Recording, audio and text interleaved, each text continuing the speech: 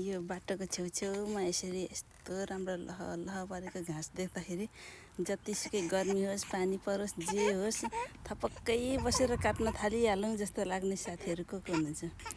घरको गाई भैँसी सम्झेर यो घाँस देख्दाखेरि छुकछुक हुने साथीहरू को हुनुहुन्छ नि? ल हेर्नु त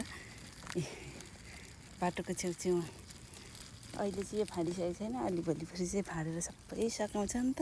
अनि अहिले सबै घाँस फुलेर खेर गएर मलाई कति खेर गए जस्तो लागिरहेको छ नि। यो घाँस थपक्कै बसेर काट्नु पाए पनि हुन्थ्यो। हामी चाहिँ बाहिर पुगिरहेको, मेरो छोरीलाई बोर भइसक्यो, दिउँसो हो नि त अहिले, घाम पनि चट्ट छ सबै। ल ल छोरी ल पुगिहालिन्छ ल, अब पुग्न आँट्यौँ नि त हामी घर नि। अनि यहाँको घाँस देखेर चाहिँ मलाई लोभ लागेर के मरिहाल्यो नि। यहाँ हेर्न दुबो यस्तो मजाले घाँस छ, बाक्लो न बाक्लो। अनि हामी चाहिँ पहिले घाँस काट्दै यस्तो कतिको बाक्लो छ यस्तो गरेर खुट्टाले झामेर यस्तो गरेर काट्थ्यौँ कि हामी।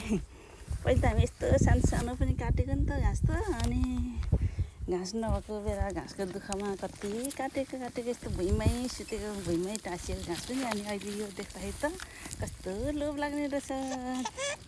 डोको पनि नचाहिने यस्तो लामो घाँस काट्नु र। अनि मुठा बनाएर 1300 भारी भन्थ्यो हामी चाहिँ।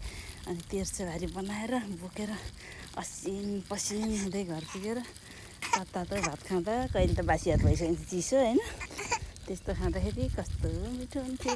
अहिले त्यही याद आयो कि मलाई। ल ल मेरो छोरी, ल बाई बाई।